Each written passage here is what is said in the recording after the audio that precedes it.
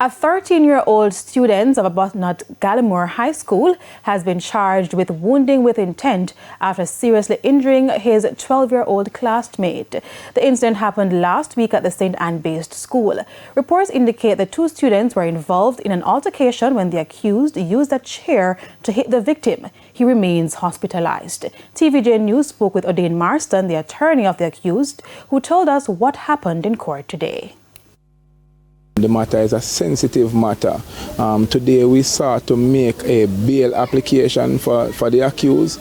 However, the issue though is that the court had to take into account the health status of the complainant, and the court want to apprise itself as to his well-being prior to considering the application in its entirety. We hope to come back sometime next week, being the 1st of April, in which we wish to endeavor on a renewed or a completed bail application for the accused.